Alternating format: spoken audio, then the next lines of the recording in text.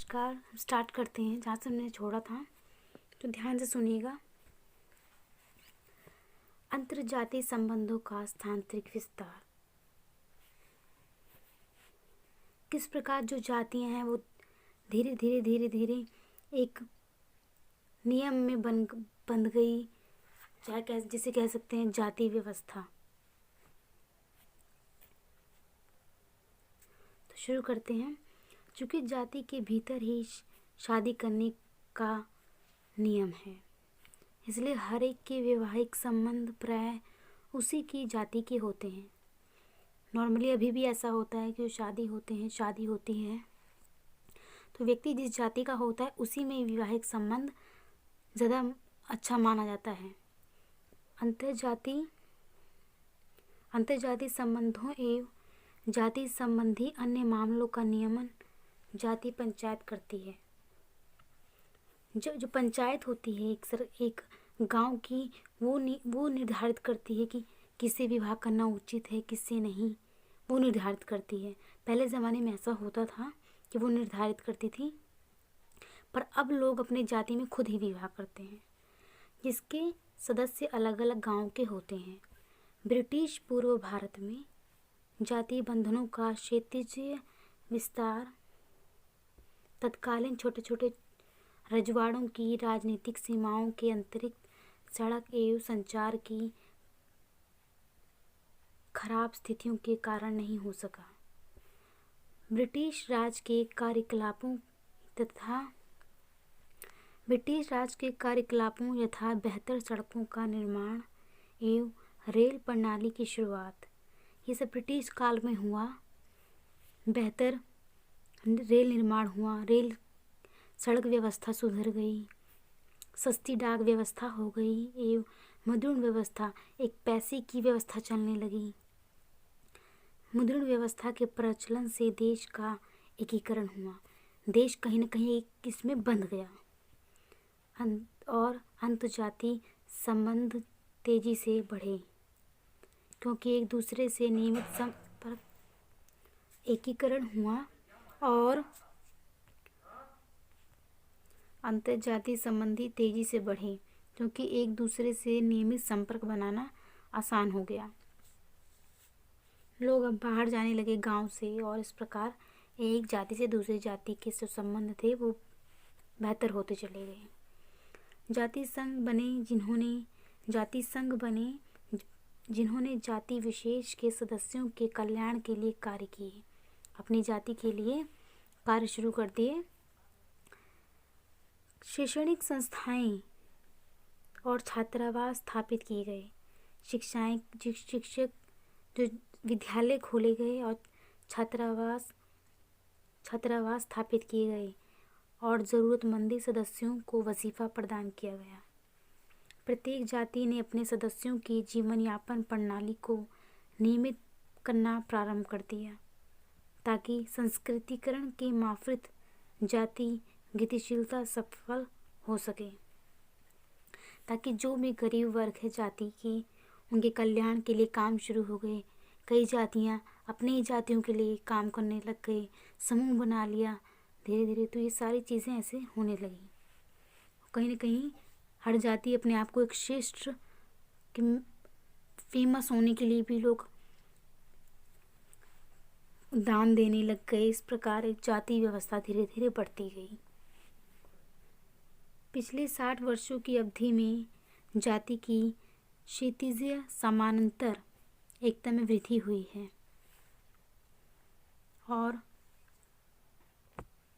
और उपजातियों के बीच खड़ी मजबूत दीवार लड़खड़ाने लगी। इसके मुख्य 2 कारण हैं। संसदीय प्रजातंत्र में व्यक्तियों की संख्या काफ़ी महत्वपूर्ण होती है संसदीय प्रजातंत्र में। अतः काफ़ी बड़े क्षेत्र में जाति की क्षैतिज एकता होना एक वोट बैंक मुहैया करती है। जैसे मैंने अभी बताया कि जाति कहीं न कहीं अपने ही लोगों को लाभ मिले, इस प्रकार वो चुनाव में खड़े हो जाते हैं, ताकि उनका एक वोट बैंक बन जाता है। कि हम जाति के आधार पर वो खड़े हो जाते हैं।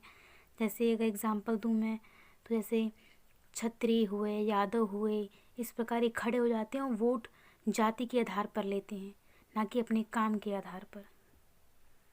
तो एक वोट बैंक मुहैया करती है जो एक जाति विशेष के उम्मीदवार की विजय सुनिश्चित कर सकती है। जैसे आपने होगा कि किस प्रकार जाति उम्मीदवार की विजय सुनिश्चित कर सकती है। अपने बच्चों के लिए सुशिक्षित जीवन साथी पाने की आवश्यकता एवं दहेज की मांग ने विशेषकर ऊंची जातियों में अंतर्विवाह के वृत्त को चौड़ा एवं जाति बंधनों की क्षितिजीय फैलाव को बढ़ा दिया है, विशेषकर ऊंची जातियों ने। क्योंकि कहीं ना कहीं दहेज बढ़ जाता है। असल में जो ऊंची जाति के लोग होते हैं वो दहेज ज़्यादा देते हैं। इस प्रकार कहीं ना कहीं दहेज को बढ़ावा मिल जाता है। और छोटी जो जातियाँ होती हैं कहीं ना कहीं उनके इर्द गिर्द वो भी घूमते हैं और वो भी दहेज देते हैं, और दहेज को एक अच्छा प्रस्तुत किया जाता है समाज में। इस तरह क्षितिजीय बंधन एवं जाति के बीच अंतक्रिया स्पष्ट होती है। किस प्रकार एक जाति अपने लोगों के लिए या दिखावे के लिए सिर्फ चुनाव में खड़ी होती है और अपने फ़ायदे के लिए सिर्फ उसका अपना फ़ायदा होता है, लेकिन वो खड़ी इस प्रकार होती है चुनाव में या कि वो जनता की भलाई के लिए खड़ी है, पर ऐसा होता कुछ भी नहीं है। तो आगे बढ़ते हैं। इस प्रकार गांव का संबंध नातेदारी एवं जातिगत मुद्दों को लेकर दूसरे गांवों और शहरों से हमेशा बना रहा है। ब्रिटिश पूर्व भारत में ये अपेक्षाकृत सीमित रहा है। ब्रिटिश पूर्व भारत में पहले की बात की जा रही है। ब्रिटिश जब आए उससे आने से पहले की बात की जा रही है। अपेक्षाकृत सीमित रहा है क्योंकि उस समय आवागमन की सुविधा ठीक नहीं थी। लोग एक गांव से दूसरे गांव या एक शहर से दूसरे शहर नहीं जाते थे, तो इतना फैलाव नहीं था, इतनी जाति व्यवस्था में इतना संबंध था एक दूसरे के लिए। और इस प्रकार ये धीरे धीरे जिस प्रकार परिवहन व्यवस्था अच्छी हो गई, तो एक शहर से दूसरे शहर जाने से ऐसी समस्या उठने लगी। एवं छोटे छोटे रजवाड़ों की सीमाएं प्रभावी अवरोध बनी रही है। जाति बंधन का क्षितिजीय फैलाव ब्रिटिश काल में एवं स्वतंत्रता के बाद खूब हुआ और गांव काफ़ी बड़े क्षेत्र से जुड़ गया। एक गांव को लोग एक समय ऐसा था कि कोई नहीं जानता था और गांव के सदस्यों को इतना कोई नहीं जानता था, लेकिन परिवहन रेल के चलने के द्वारा इतना ज़्यादा गांव शहरों के संपर्क में आ गया कि लोग भी जाने लगे। कोई रोज़गार के लिए, ये सारे क्वेश्चन दे रखे हैं, आप कर लेना, अगर आप कोशिश करना कि सॉल्व हो जाए, वैसे ट्राई करना। वैसे मैं आपको आगे बढ़ाती हूँ। गांव एवं बेहतर धार्मिक व्यवस्था। अब गांव और गांव के बाहर धार्मिक व्यवस्था के बारे में बात की जा रही है, तो पढ़ते हैं। किसी भी भारतीय गांव में धर्म का अध्ययन गांव के धार्मिक विश्वासों और व्यवहारों तथा बेहतर भारतीय सभ्यता के बीच परस्पर अंतक्रिया की दोहरी प्रक्रिया को प्रस्तुत करता है। मेरियट ने, रॉबर्ट रेडफील्ड ने, इसे याद करने की ज़रूरत नहीं है ना, इसको बस सुन लीजिएगा, आपके आसान हो जाएगा। से बेहतर तथा लघु परंपरा की अवधारणा ली है और कहा संस्कार और विश्वास के कुछ तत्व ग्रामीण जीवन शैली से ही लिए गए होते हैं, जो ऊपर की दिशा में जाकर भारत की विविध सांस्कृतिक परंपरा के निर्माण में योगदान देते हैं, जबकि अन्य तत्व नीचे की ओर गतिशील हो बेहतर परंपरा के तत्वों की स्थानिक अभिव्यक्ति का प्रतिनिधित्व करते हैं। मैरियट ने लघु एवं बेहतर परंपरा के बीच अंतक्रिया की इस दोहरी प्रक्रिया के दोनों पहलुओं को दर्शाने के लिए इसमें मैं आपको बता दूं कि इसमें लघु परंपरा और विविध परंपरा की बात की गई है, जिसमें इसमें एक्सप्लेन नहीं किया गया है। जो नीचे पढ़ेंगे इसको आप ध्यान से सुनिएगा। लघु परंपरा और विविध परंपरा में ये बात की गई है कि जो एक तो अपनी परंपराएं होती हैं और एक जो मैं आपको इसमें समझाती हूँ, आप ये ध्यान से सुनिएगा। शायद मैं इस तरह ना समझा पाऊँ अच्छे से, मैं पढ़ के आपको अच्छे से समझा दूँगी। सारीकरण, ये आपको अच्छे से ये समझ में आ जाएगा, ध्यान से सुनिएगा। मैरियट ने रक्षाबंधन के पूर्व, मतलब रक्षाबंधन से पहले, मैरियट ने रक्षाबंधन के पूर्व का जिक्र सारीकरण के एक उदाहरण के रूप में किया है। सारीकरण के एक उदाहरण के रूप में किया है। यह पूर्व किशनगढ़ी के स्थानीय पूर्व से मिलता जुलता है। किशनगढ़ी एक स्थान है, वहाँ से मिलता जुलता है। किशनगढ़ी के पर्व को क्षेत्र विशेष में सलूनों के रूप में जाना जाता है। किसके रूप में? सलूनों के रूप में जाना जाता है, जो उस वार्षिक पक्ष के समापन का परिचायक है, जिसमें अधिकांश नवविवाहित औरतें अपने माता पिता एवं सहोदर, मतलब भाई बहनों, भाई के घर या रिश्तेदारों के घर, सहोदर भाई बहनों से भेंट करने घर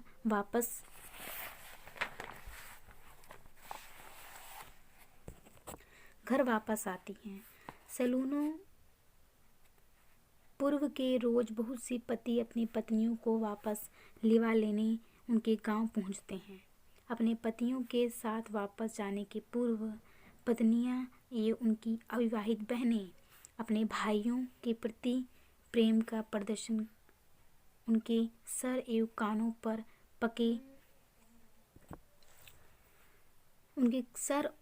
कानों पर पके जौ के गुच्छे, जिसे उस क्षेत्र विशेष में पवित्र अनाज माना जाता है, रख कर करती हैं। अभी भी ऐसा होता है, अगर पंजाब के एरिया में भी अगर चले जाओगे तो अभी भी वहाँ की जो स्त्रियाँ हैं, मैंने खास कर देखा है, जो मैं आपको बताऊँ तो अभी भी ऐसा होता है। क्योंकि भाइयों को बहनों से उपहार कभी भी स्वीकार नहीं करना चाहिए। वह इसका बदला कुछ पैसे देकर चुकाते हैं। उसी दिन सलूनों के समारोह के, इसको सलूनों कहा गया है, इस त्योहार को सलूनों के समारोह के साथ ही रक्षाबंधन का समारोह भी मनाया जाता है। किशनगढ़ी के पारिवारिक ब्राह्मण पुरोहित प्रत्येक जजमान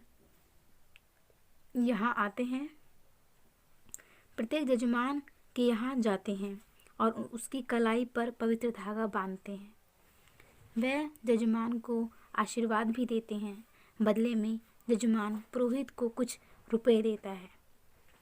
तो यही बात है कि वो जो जजमान उनकी कलाई पे और इस प्रकार पैसे का लेन देन थोड़ा बहुत जो होता है,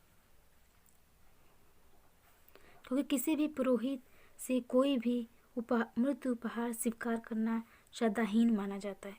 इसलिए जब पुरोहित बांधता है, हाथ पे धागा, पवित्र धागा बांधता है, तो कहीं न कहीं भेंट के रूप में कुछ न कुछ दिया जाता है। ब्राह्मणों द्वारा राखी बांधने के पूर्व एवं सलूनों के पारिवारिक पूर्व के बीच घनिष्ठ समांतर संबंध देखा जा सकता है, क्योंकि इससे पहले ही आता है। ये जो त्योहार अभी मैंने बताया, कानों पर जौ रखते हैं, तो कहीं न कहीं इससे पहले ही आता है। उसके बाद राखी का त्योहार आता है। ये भी संभव है कि गड़ा बांधने की परंपरा की जड़ सलूनों जैसी किसी लघु परंपरा वाले पूर्व में ही हो। तो आप ये समझ सकते हैं कि लघु परंपरा, जैसे मैंने बताया था कि आपको इसमें समझ में आएगा कि लघु परंपरा क्या है।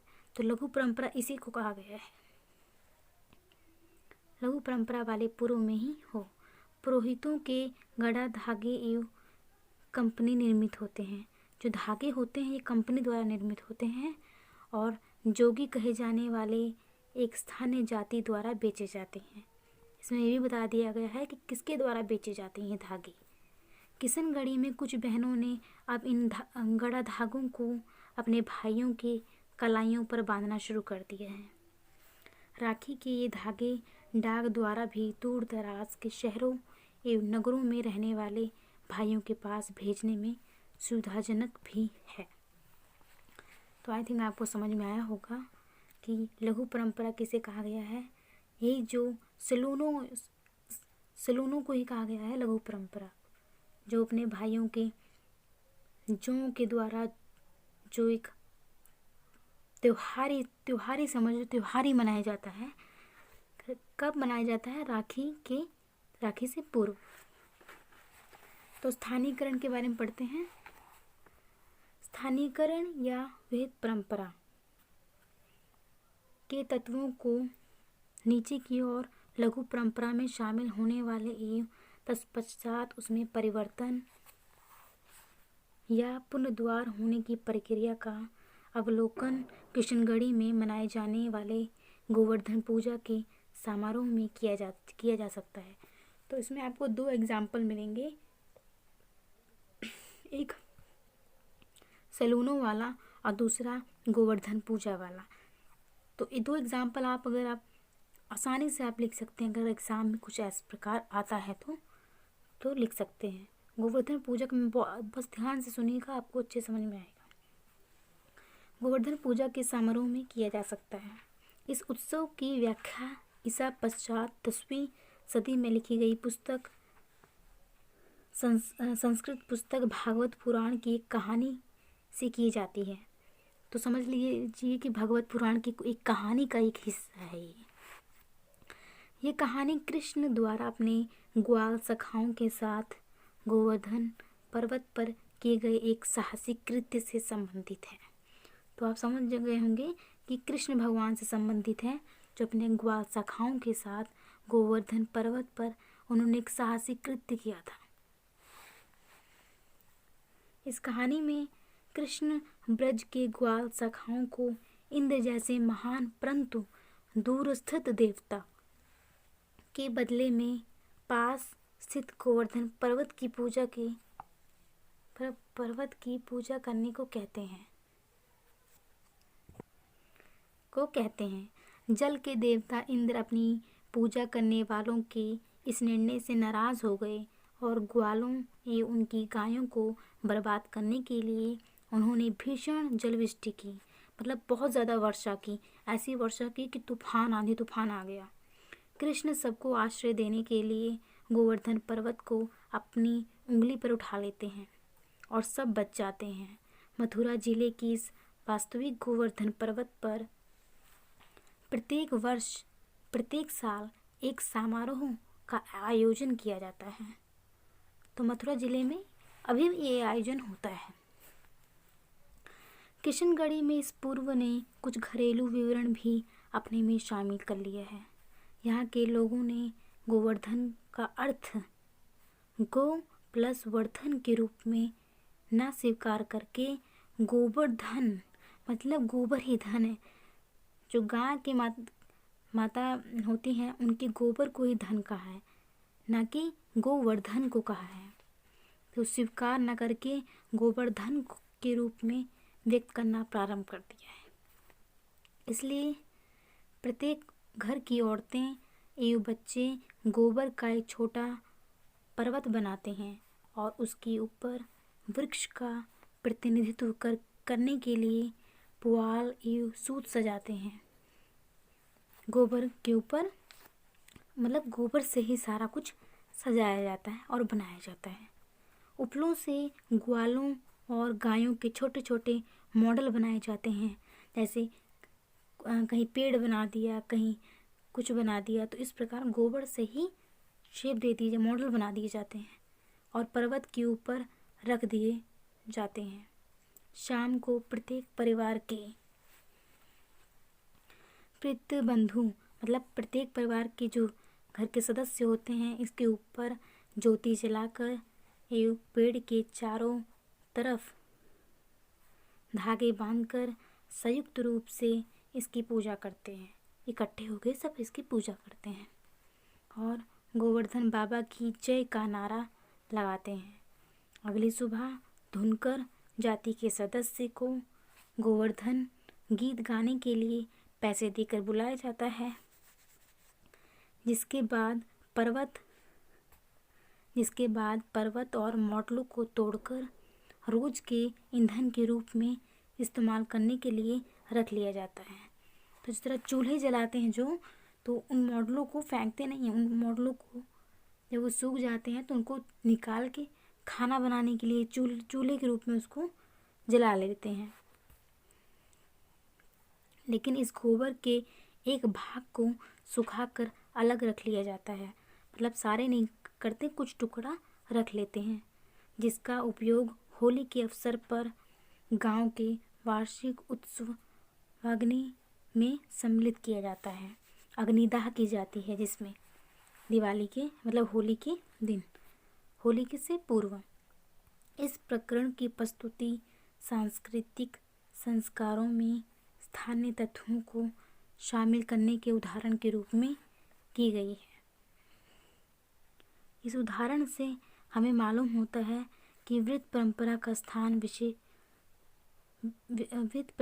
स्थान विशेष में स्थानीकरण के रूप में कैसे समावेश हुआ। तो विविध परंपरा अगर आप बात करें तो विविध परंपरा का भी एक उदाहरण मिल गया और लघु परंपरा का भी एक उदाहरण आपको मिल गया।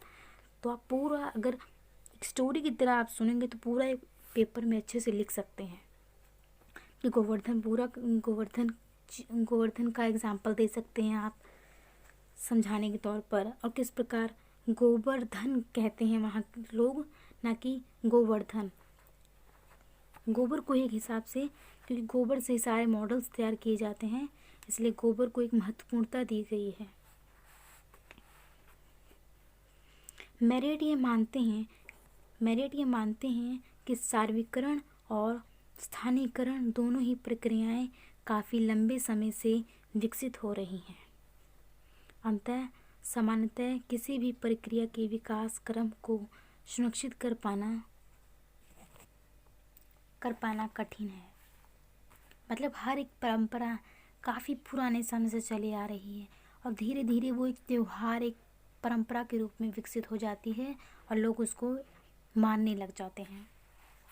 साथ ही ये भी तय कर पाना कठिन है कि धार्मिक कार्यकलापों का कोई भी वर्तमान स्वरूप एक प्रक्रिया का परिणाम है, एक समय से आ रही कोई प्रक्रिया ही है, कोई पुराने समय से, जो आज त्योहार के रूप में हमारे सामने है, और साथ ही दूसरी प्रक्रिया का परिणाम नहीं है।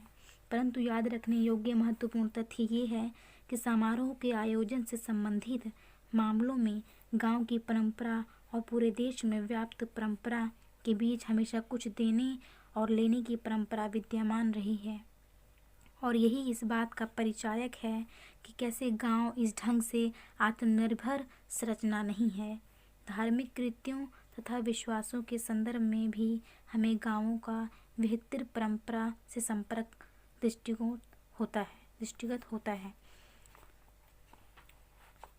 किस प्रकार धार्मिक विश्वास कहीं न कहीं एक बाहर की व्यवस्थाओं में भी आ रहे हैं। गांव के लोग धीरे धीरे अपनी परंपराएं बाहरी शहरों में भी आकर, जो लोग गांव से आकर बाहरी शहरों में बस जाते हैं तो वो अपनी परंपराओं को तो मानते हैं, इस प्रकार कहीं न कहीं उनकी परंपरा आगे बढ़ती जाती है।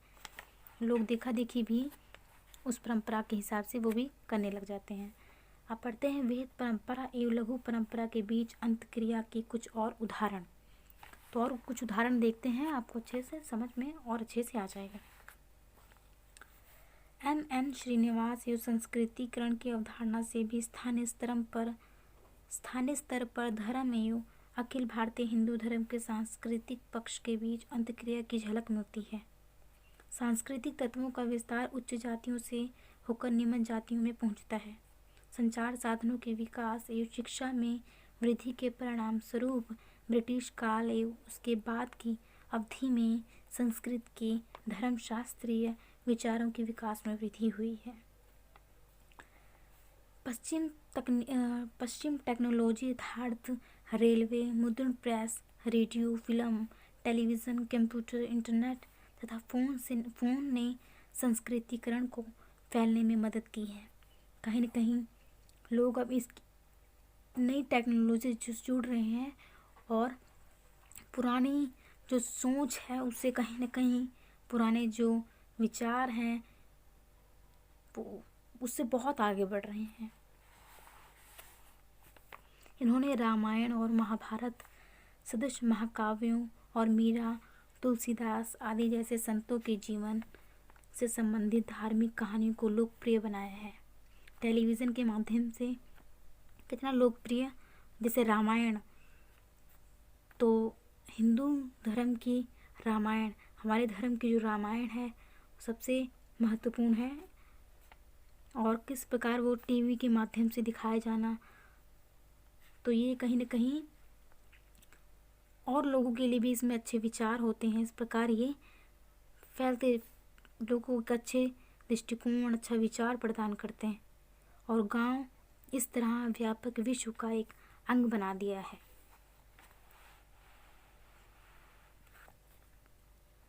संस्कृतिकरण की प्रक्रिया का एक महत्वपूर्ण पहलू स्थानीय देवता या देवी का हिंदू देव परंपरा के किसी देवता से मिलाना है। इस प्रकार कुग्र में कितुरप्पा को वैदिक देवता क्षेत्रपाल की तरह जाना जाता है, जबकि स्थानीय कोबरा देवता को शिव के योद्धा पुत्र सुब्रमण्यम या सकंद की तरह माना जाता है। कोबरा जो कोबरा एक सांप है, उसको भी कहीं न कहीं हमारे देवता के रूप में ही पूजा जाता है। शिव जी के योद्धा के रूप में, या शिव जी के जो पुत्र हैं सुब्रमण्यम, उनके कहीं ना कहीं जुड़े हुए हैं एक दूसरे से, एक दूसरे से कहीं ना कहीं पहलू जुड़े हुए हैं और इनको महत्वपूर्णता दी गई है। इस तथ्य ने कुग्र धार्मिक समुदायों को व्यापक हिंदू धर्म संप्रदाय में शामिल होने में मदद की है। जैसे हिंदू में तो होता ही है कि कोई भी जीव हो उसे नहीं मारना चाहिए, तो कहीं ना कहीं ये भी एक थिंकिंग है, ये भी एक विचार है कि सभी जीवों को दर्द होता है। और कहीं ना कहीं हिंदू धर्म में ये बात सबसे अच्छी लगती है कि वो सभी जीवों को महत्वपूर्णता देते हैं। उत्सवों एवं देवी देवताओं के अलावा ग्रामीण समुदाय में व्याप्त धर्म का दूसरा महत्वपूर्ण पहलू तीर्थ यात्रा है।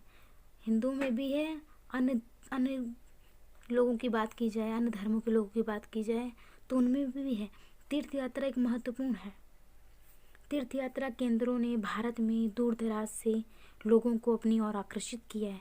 अब जैसे जगन्नाथ है, अजमेर है, इसमें पढ़ेंगे अभी हम। इस प्रकार मैरियट ने किशनगढ़ी में 50 से भी अधिक स्थानों का रिकॉर्ड किया है। किसने? मैरियट ने किशनगढ़ी में 50 से भी अधिक स्थानों को रिकॉर्ड किया है जहां गांव के लोग तीर्थ यात्रा के लिए जाते हैं। परंपरागत भारत में यद्यपि सड़कें काफ़ी खस्ता हालत में एवं असुरक्षित थी। पुराने ज़माने की बात की जा रही है कि जो सड़कें होती थी इतनी अच्छी नहीं होती, सड़कें भी नहीं होती थी, मिट्टी की ऐसे रास्ते बन जाते थे और असुरक्षित होती थी। फिर भी गया एक स्थान है पवित्र हिंदुओं का जहाँ लोग जाते हैं तीर्थ यात्रा के लिए। गया, मथुरा, अजमेर, वाराणसी, पुरी जो उड़ीसा में है, तिरुपति एवं अमृतसर जैसे मंदिरों वाले पवित्र नगरों ने लोगों को आकर्षित किया है। इस तरह गांव की धर्म परंपरा में लघु एवं बेहतर परंपरा के बीच एक निरंतर चलने वाला मेल जोल पाया जाता है। तो किस प्रकार लोग एक दूसरे से दूसरे स्थान जाते हैं और कहीं न कहीं उनमें मेल मिलाप भी होता है और इस प्रकार एक अच्छा वातावरण बन जाता है। तो आगे पढ़ते हैं। इसमें यही बात की गई है कि जो परंपराएं हैं वो किस प्रकार एक स्थान से दूसरे स्थान, पुराने ज़माने में भी देखा जाए तो सड़कें इतनी अच्छी नहीं होती थी लेकिन लोग फिर भी जाते थे तीर्थ यात्रा करने के लिए। एक पॉजिटिव थिंकिंग एक सब धर्म में ऐसा है कि अपने मुसलमान को होता है कि हम अपने हज पे जाएं, मक्का मदीना जाएं। हिंदू में भी अपने तीर्थ यात्राओं पूरा करना एक शुभ माना जाता है, अपने कल्याण के लिए माना जाता है। तो इस प्रकार इसमें है। आगे हम पढ़ते हैं। इसमें आप देख ले सकते हैं, जैसे मैं सार्वग्रहण के बारे में कर दी, तो इसके आप जो भी आपने मैंने से रक्षाबंधन के बारे में बताया और गोवर्धन के बारे में बताया, तो आप इसमें लिख सकते हैं। इस प्रकार क्वेश्चन आएगा, या इससे भी अलग आ सकता है, ज़रूरी नहीं कि ऐसे ही आए। सार्वत्रिकरण और स्थानीकरण की प्रक्रियाओं की परिभाषा दें। तो यही बात इसमें स्थानीकरण में आप वो बता सकते हैं, गोवर्धन जो मैंने आपको बताया गोवर्धन पूजा के बारे में, और इसमें बता सकते हैं, सार्वत्रिकरण में बता सकते हैं कि रक्षाबंधन के बारे में। तो हमारी वीडियो ज़्यादा लंबी ना हो जाए, तो हम आगे पढ़ते हैं। अब पढ़ते हैं गांव एवं विस्तृत राजनीतिक व्यवस्था। तो राजनीतिक व्यवस्था के बारे में पढ़ते हैं, ध्यान से सुनिएगा। वैसे लंबी वीडियो ज़्यादा हो रही है, तो थोड़ा जल्दी मैं कोशिश करूँगी, लेकिन ध्यान से सुनिएगा। 19वीं शताब्दी के प्रारंभ में ब्रिटिश प्रशासकों ने भारतीय गांवों को ऐसे छोटे गणराज्यों के रूप में व्यक्त किया। उन लोगों ने ऐसे छोटे गणराज्यों के रूप में व्यक्त किया जिनमें सरल किस्म की नगरपालिका सरकार होती थी और जिनमें भू उत्पादन में एक हिस्से का दावा करने एवं युद्ध में सेवा करने के लिए युवा नवयुवकों की मांग करने के सिवाय उच्चतर राजनीतिक प्राधिकारियों की ओर से किसी भी तरह का हस्तक्षेप नहीं किया जाता है। गांवों में सामान्य रूप से कार्य व्यापार चलता रहा है एवं गांव इस बात से हमेशा असंबद्ध रहे कि जिस राज्य की सीमा के अंतर्गत वे आते हैं उसकी गद्दी पर कौन बैठा है। ये ब्रिटिश लोग कह रहे हैं कि गांव के लोगों को ये भी नहीं पता होता है कि जो राजा है वो उसकी गद्दी पर कौन बैठा है। उन्हें आर्थिक रूप से आत्मनिर्भर संरचना भी कहा गया है, अर्थात उनके पास प्रत्येक वह वस्तु विद्यमान थी जिसकी उन्हें ज़रूरत होती थी। भारतीय गांवों का ये चित्रण, जैसा कि हमने इस इकाई के अध्ययन के रूप में देखा, कि बहुत ही ज़्यादा सरल बना दिया गया है। फिर भी इस दृष्टिकोण ने कार्ल मार्क्स एवं हेनरी मैन जैसे विद्वानों एवं महात्मा गांधी जैसे भारतीय राष्ट्रवादियों को प्रभावित किया है। यह इस स्वतंत्रता प्राप्ति के बाद ही संभव हुआ कि कुछ सामाजिक मानव विज्ञानियों ने भारतीय गांवों का गहन अध्ययन किया और भारतीय गांवों के पारंपरिक चित्रण पर प्रश्न लगाना प्रारंभ कर दिया। अपने निष्कर्ष के आधार पर उन्होंने बताया कि भारतीय गांव विस्तृत समाज एवं सभ्यता का ही एक अंग रहा है और यह एक छोटा गणतंत्र नहीं है, जैसा कि ब्रिटिश प्रशासकों ने कहा है। तो उन्होंने कहा कि छोटा गणतंत्र नहीं है। उन्होंने जिस तरह अनुमान लगाया, ये एक बहुत ही बड़ा, क्योंकि पहले की बात की जाए तो गांव ही हुआ करते थे, शहर नहीं हुआ करते थे। धीरे धीरे शहरों का निर्माण हुआ, लोग गांव में निवास करते थे पहले, तो वही बात की जा रही है। ब्रिटिश पूर्व भारत में गांव, अब आ रहा है ब्रिटिश पूर्व भारत में गांव। इसके बारे में यहाँ से क्वेश्चन बन सकता है कि गांव एवं विस्तृत राजनीतिक व्यवस्था के बारे में बताइए। तो आप ये भी लिख सकते हैं कि ब्रिटिश पूर्व पहले गांव कैसे हुआ करते थे। तो ये कहना गलत है कि ब्रिटिश पूर्व भारत में गांव इस अर्थ में राजनीतिक रूप से स्वयं तो शासी थे कि उन्हें राजा या कबीलाई सरदार या रियासत प्रमुख को केवल कर एवं युद्ध के लिए ही तरुण नवयुवकों ही प्रदान करना होता था। मतलब ये नहीं, ऐसा नहीं है कि सिर्फ युद्ध के लिए ही सिर्फ नवयुवकों की ज़रूरत पड़ती थी और राजा ऐसा कुछ नहीं करता था। राजा और प्रजा के बीच जटिल संबंध मजबूत संबंध मौजूद था। राजा अपनी प्रजा के लिए अनेक कार्य करता था। वह सड़क बनवाता और सिंचाई के लिए तालाबों और नहरों का निर्माण करवाता था। कौन? राजा अपने प्रजा के लिए। वह मंदिर भी बनवाता और धर्मपरायण तथा विद्वान ब्राह्मणों को ज़मीन भी दान देता था। ऐसा होता था पहले, जब राजाओं महाराजाओं का समय था। वह सभी जाति पंचायतों का प्रधान होता था। सभी कोई भी जाति के वर्ग के वो प्रधान होता था और परस्पर जाति पदों से संबंधित सभी विवाद अंततः उसी के द्वारा सुलझाए जाते थे। कोई भी जाति विवाद होता था, लड़ाई झगड़ा, तो वो सिर्फ राजा ही सुलझाता था। ये कार्य केवल हिंदू शासकों तक ही सीमित नहीं था। ज़रूर नहीं कह सकते कि सिर्फ हिंदू तक ही था। मुसलमान शासक भी ऐसे विवादों को दूर करते थे जो जाति को प्रभावित करते थे। जो भी जाति के आधार पर फूट डालते थे, उसको कंट्रोल कौन करता था? राजा करता था या राजा के लोग करते थे। ब्रिटिश पूर्व भारत में राज्य या रियासत के साथ अपने संबंधों के बारे में गांव उदासीन नहीं थे। वे निश्चित ही इस बात को लेकर जागरूक थे कि सिंहासन पर कौन बैठा है। जिस प्रकार अंग्रेजों ने भी कहा कि आम प्रजा को तो पता ही नहीं होता था कि सिंहासन पर कौन बैठा है, पर ऐसा नहीं है। उन लोगों को पता होता था कि सिंहासन पर कौन बैठा है। वे उस राजा को ज़्यादा पसंद करते थे जो उनकी ठगों और लूटमार करने वालों सैन्य बलों से रक्षा कर सकता था। उन राजा को वो ज़्यादा पसंद करते थे। यदि राजा या प्रधान स्थानीय प्रभु संपन्न जाति का हो तो उसकी जाति के अनुयायी संकट के समय गांव की मदद करते थे। शासक के साथ अपने संबंधों के मामले में गांव निष्क्रिय नहीं थे। गांव के लोग विद्रोह कर सकते थे। मतलब ऐसा नहीं कि वो गुलाम एक प्रकार से थे राजा के, ऐसा नहीं थे।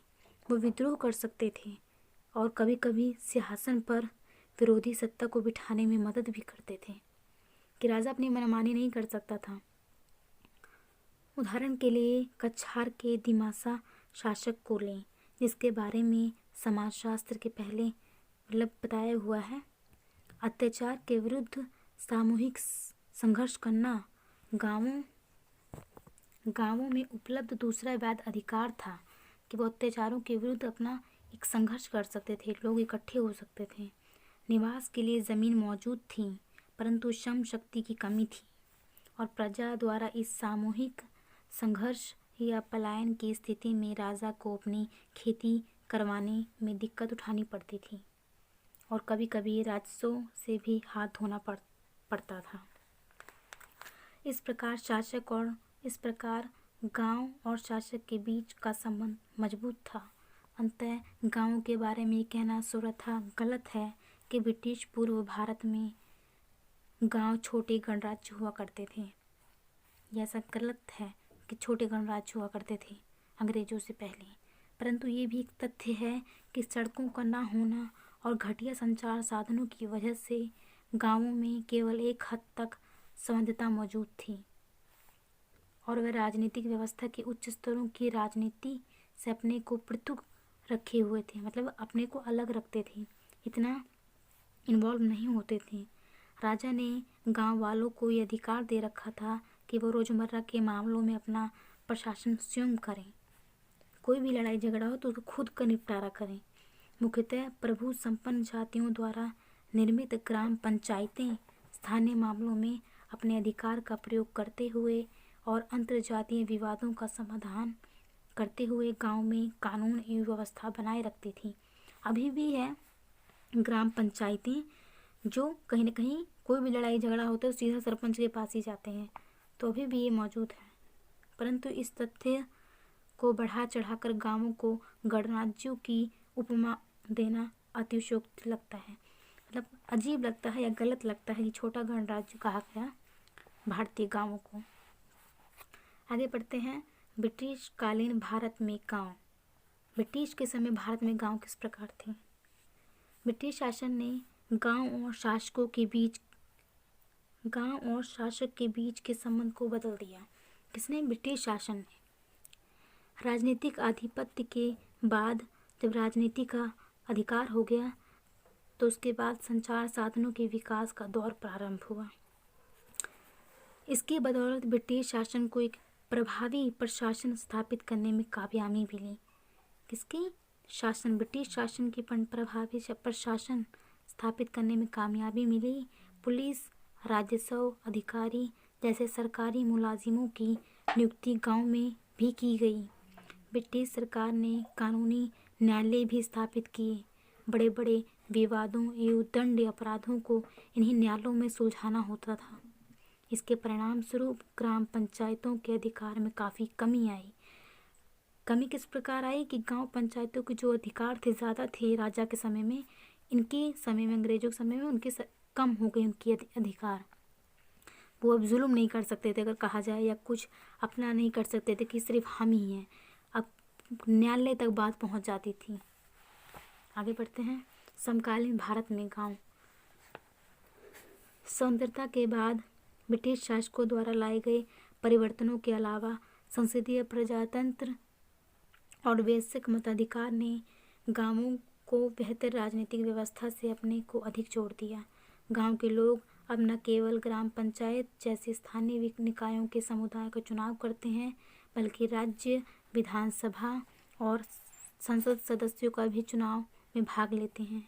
क्षेत्रीय राष्ट्रीय राजनीतिक दल गांव में सक्रिय हो गए हैं, जहां वे अपने दल का प्रचार एवं उसके पक्ष में समर्थन पाने के लिए लोगों के बीच प्रसार करते देखे जा सकते हैं कि हमें वोट दीजिए, हमें वोट दीजिए। इस प्रकार वो अपने बड़े बड़े पर्चे लगवाते हैं। सरकारी नीतियाँ एवं सामुदायिक विकास जैसे कार्यक्रम गांव को प्रभावित करते हैं।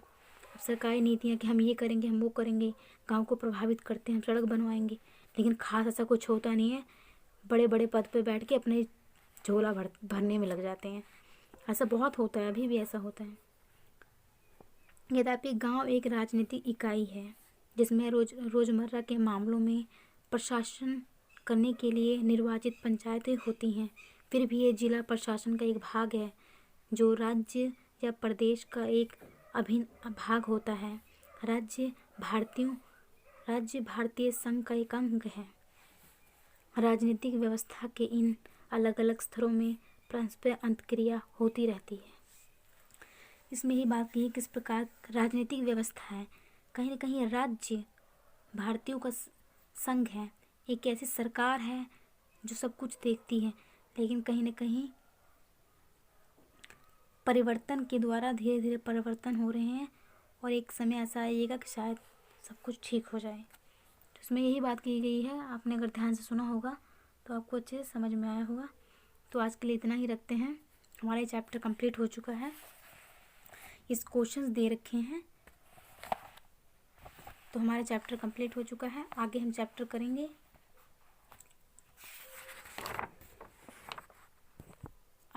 करेंगे शहरीकरण के विन्यास, इकाई 4 में करेंगे। तो आज के लिए इतना ही। अगर आपको अच्छा लगा हो, आपको समझ में आया हो, नहीं समझ में आया हो तो आप एक बार ज़रूर देखिए, क्योंकि मैंने भी कई बार पढ़ा है, ऐसा नहीं है। 2-3 बार तो अच्छे से पढ़ना होता है। अगर एक बार अच्छे से सुन लिया तो सारा कुछ समझ में आ जाता है। तो आज के लिए इतना ही। Thank you so much. Bye.